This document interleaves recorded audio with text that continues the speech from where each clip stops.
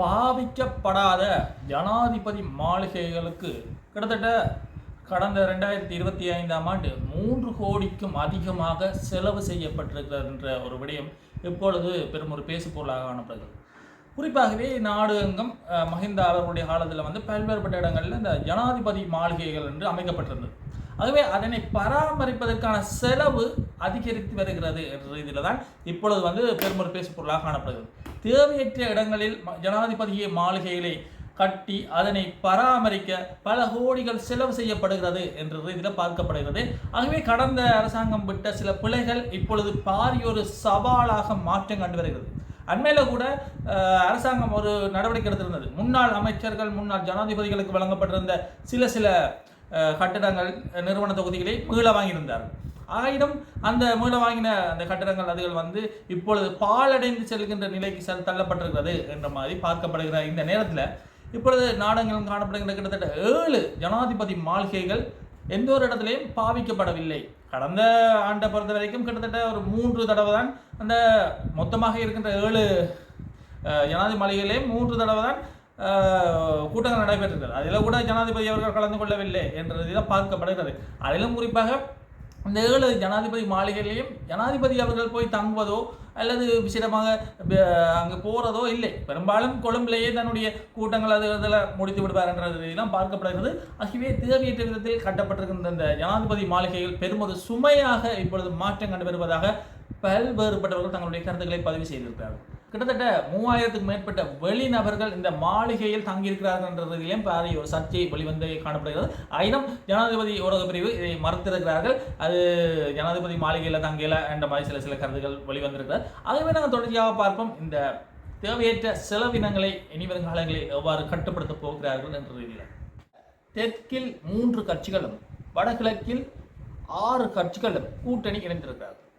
இவர்களுடைய கூட்டணி மக்களின் நலனுக்காக மேற்கொள்ளப்பட்டதா அல்லது தேர்தல் அரசியலுக்காக மேற்கொள்ளப்பட்டதா அல்லது தங்களை பாதுகாத்துக் கொள்வதற்காக மேற்கொள்ளப்பட்டதா என்ற ரீதியில் பெரும் ஒரு சர்ச்சை எழுப்பப்பட்டு வருகிறது.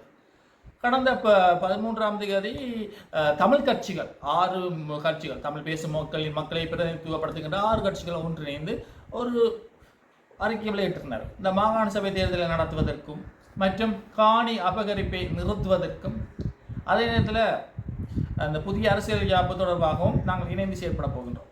சில இடங்களில் நாங்கள் இணைந்து செயற்படுவோம். பல இடங்களில் குறிப்பாக தத்தம் மக்களை பிரதிநிதித்துவப்படுத்துகின்ற பிரதிநிதிகள் அவர்களுடைய மக்கள் சார்ந்த விடயங்களை சில இடங்களில் தனியாகவும் பயணிப்பார்கள் என்ற மாதிரி ஒரு பேசுபொருள் காணப்படும்.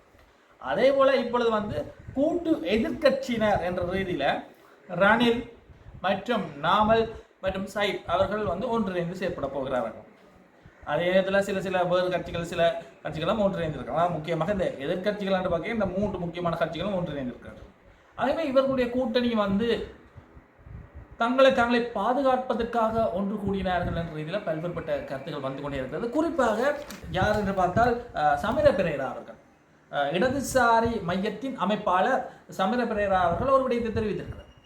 அந்த விடயத்தின் அடிப்படையில் பார்க்கும்பொழுது இந்த தெற்கில் இணைந்திருக்கின்ற கட்சிகள், கூட்டு கட்சிகளுடைய பெரும்பாலானோர் குற்ற பின்னணியில் இருக்கிறார்கள் என்ற ரீதியில் தன்னுடைய கருத்தை பதிவு செய்திருக்கிறார்.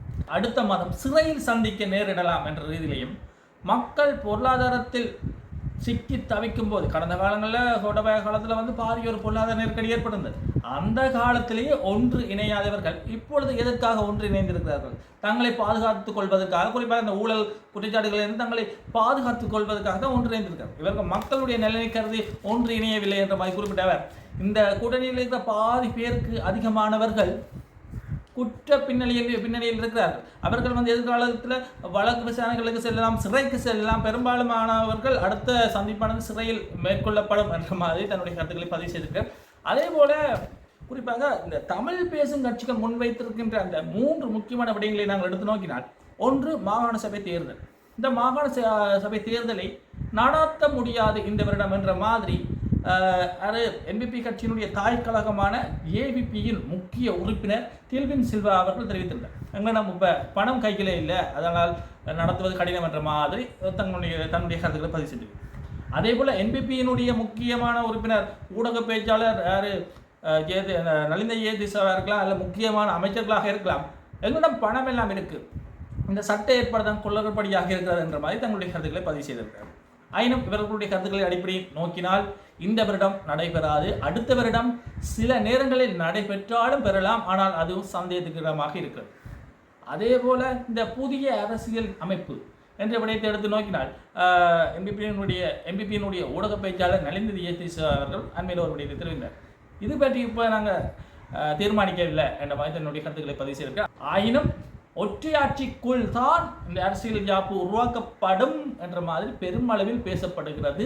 ஏனென்றால் இலங்கையில் சிறுபான்மை மக்களுடைய குரல்களை கேட்பவர்கள் குறைவானவர்கள் என்ற இதெல்லாம் பார்க்கப்படுகிறது. கடந்த காலத்தில் கூட இந்த அரசியலமைப்பு தொடர்பான விடயங்கள் கடந்த காலத்திலிருந்து பெரும் ஒரு பேசு பொருளாக காணப்படுகிறது. அமைச்சர்மார்கள் தங்களுக்கு ஏற்ற விதத்தில் பல்வேறுபட்ட இடங்களில் அந்த ஊடக சந்திப்பின் போது இப்போ தங்களுடைய கருத்துக்களை பதிவிடுவார். அவர்கள் என்னென்ன தோணுகிறதோ அதெல்லாம் தெரிவிப்பார். ஆகவே இப்பொழுதும் அதே மாதிரி ஒரு நிலைப்பாடு காணப்படுகிறது. ஆகவே சமஷ்டி முறையிலான முறைமை இப்போ இருக்கிற அரசாங்கம் கொண்டு வருமானு கேட்டால் அது ஒரு கேள்விக்குரிய ஒரு விடயம். அதே நேரத்தில் முக்கியமாக இந்த காணி விடுவிப்பு போன்ற காணி அபகரிப்பு சார்ந்த விடயங்களை எடுத்து நோக்கினாலும் சரியான முறையில் இப்போ இருக்கிற அரசாங்கம் அதனை நடைமுறைப்படுத்தவில்லை. கடந்த காலத்திலேயும் அது சரியான முறையில் நடைமுறைப்படுத்தப்படவில்லை. இன்னுமே மக்களுடைய காணி மக்களுக்கு வழங்கப்படாமல் இருக்கிறது. பெரும்பாலான இடங்களில் அபகரிப்பு மேற்கொள்ளப்படுமா என்ற இதெல்லாம் பாரிய ஒரு சந்தேகம் எழுகிறது. குறிப்பாக இவற்றின் அடிப்படையில் இந்த தமிழ் பேசும் கட்சிகளுடைய கூட்டு இணைவு என்பவற்றை எடுத்து நோக்கினால் குறிப்பாக இந்த கட்சியில் முதன்மை கட்சியாக காணப்படுகின்ற கட்சியினுடைய தலைவர் மற்றும் செயலாளர்கள் பதில் என்ற தலைமைத்துவத்துடன் காணப்படுகிறார். அவர்கள் பதில் தலைவர் பதில் செயலாளர்கள் என்ற ரீதியெல்லாம் பார்க்கப்படுகிறது. அவர்களுடைய கட்சிகளுக்கே கட்சியின் தலைவர் யார், கட்சியின் செயலாளர் யார் என்ற ஒரு பாரிய ஒரு குளறுபடி காணப்படுகிறது. உண்மையிலேயே நாடாளுமன்ற உறுப்பினர் சிறிதரன் அவர்கள் ஒதுக்கப்படுகிறாரா அல்லது வருங்காலங்களில் விலகி செல்வாரா என்ற ரீதியெல்லாம் பார்க்கப்படுகிறது.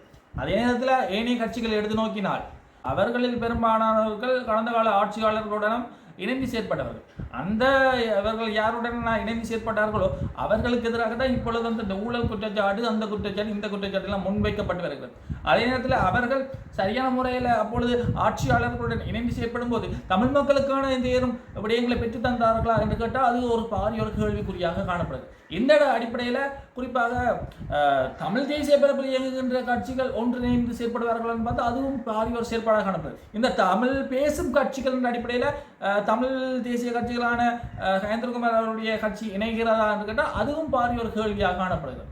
ஆகவே இவர்களுடைய கட்சியினுடைய நிலைப்பாடு மற்றும் கால தேவைகளை எடுத்து நோக்கினால் இவர்களுடைய ஒன்றிணைந்த காலகட்டங்களை எடுத்து நோக்கினால் அரசியல் நோக்கத்திற்காக ஒன்றிணைந்திருக்கிறார்களா என்ற ரீதியில் பல்வேறுபட்டவர்கள் தங்களுடைய கருத்துக்களை பதிவு செய்து வருகிறார்கள். அண்மையில் கூட யாழ் மாநகர சபையினுடைய முன்னாள் முதல்வர் மணிவண்ணன் அவர்கள் ஒரு முக்கியமான விடயத்தை தெரிவித்திருந்தார். இந்த ஒன்று இணைந்திருக்கின்ற அந்த தமிழ் பேசும் கட்சிகளை எடுத்து நோக்கினால் கடந்த காலங்களில் அமைச்சு பதவிகளை பெறுவதற்காக தங்களுடைய சுய சிந்தனை இழந்து செயற்பட்டார்கள் என்ற மாதிரி தன்னுடைய கருத்துக்களை அவர் வெளியிட்டிருக்கிறார். இதன் அடிப்படையில் பார்க்கும் பொழுது இப்போ இருக்கிறவர்களோடு இந்த இணைவானது தெற்கிலும் சரி வடகிழக்கிலும் சரி காணப்படுகின்ற கூட்டு முயற்சியானது அரசியல் நோக்கத்திற்காக இணைந்திருக்கிறார்களா என்ற மாதிரி தான் பார்க்கப்படுகிறது. ஆகவே நாங்கள் தொடர்ச்சியாக காண வேண்டும் இவர்களுடைய வருங்கால செயற்பாடுகள் எவ்வாறு அமையப் போகிறது என்பது. குறிப்பாக வந்து வருகின்ற 3ஆம் தேதி இந்த தமிழ் பேசும் கட்சிகள் ஜனாதிபதி அவர்களை சந்தித்து தங்களுடைய தேவைப்பாடுகள் பற்றி மக்களுடைய தேவைப்பாடுகள் பற்றி ஜனாதிபதி அவர்களுக்கு எடுத்துரைக்கப் போகிறார்கள் என்றும் அதன் அடிப்படையில் பிற்பட்ட காலங்களில் எதிர்க்கட்சி தலைவர் சையத் பிரேமதாஸ் அவர்களை சந்திப்பார்கள், ஏனைய கட்சிகளையும் சந்திப்பார்கள் என்றும் அதன் அடிப்படையில் வெளிநாட்டு தூதுவர்கள் என்று பல்வேறுபட்டவர்களை சந்தித்து தங்களுடைய நிலைப்பாடுகளை எடுத்துரைக்கப் போகிறார்கள் என்ற இதில் பார்க்கப்படுகிறது. ஆனால் அந்த நிலைப்பாடானது வந்து அரசியல் நோக்கத்துக்காக இருக்காமல் மக்களுடைய தேவைகளை நிறைவேற்றிக் கொள்வதற்காக இருக்க வேண்டும் என்ற இதில் பார்க்கப்படுகிறது. ஆயினும் குறிப்பாக இந்த தமிழ் மொழி பேசும் கட்சிகளானது சரியான முறையில் இயங்கணும், சிறுபான்மையின மக்களுக்கான அந்த சமத்துவமான வாழ்வியலை பெற்றுக் கொடுக்க முயற்சி செய்ய வேண்டும் என்ற இதில் பார்க்கப்படுகிறது. அதே நேரத்தில் தமிழ் பேசும் கட்சிகள் என்ற ரீதியில் ஒன்று இணைகின்ற அதே நேரத்தில் தத்தம் இனங்களுக்கென தத்தம் உரிமைகளும் கோட்பாடுகளும் இருக்கிறது. அதனை அவர்கள் சீர்குலைக்கக்கூடாது என்ற ரீதியிலும் பார்க்கப்படுகிறது. ஆகவே நாங்கள் தொடர்ச்சியாக பார்ப்போம் இந்த காணி விடுவிப்பு எப்பொழுது நடைபெறும் என்றும் அதே நேரத்தில் இந்த காணி அபகரிப்பு விடயங்கள் சார்ந்த பல்வேறுபட்ட சர்ச்சைகள் எழுப்பப்பட்டு வருகிறது. அதே போல இந்த மாகாண சபை தேர்தல் நடைபெறுமா இல்லையா, அந்த மாகாண சபை தேர்தலில் உள்வாங்கப்பட போகின்ற அதிகார பகிர்வு எவ்வாறு இருக்க போகிறது என்பது தொடர்பாகவும் அதே நேரத்தில் இந்த புதிய அரசியல் யாப்பு எவ்வாறு வரப்போகிறது வருமா இல்லையா மற்றும் இந்த பயங்கரவாத தடுப்பு சட்டம் இன்னும் மிக மிக விரைவில் நீக்கப்படும் என குறிப்பிட்டிருந்தார்கள். அது இன்னும் நீக்கப்படவில்லை.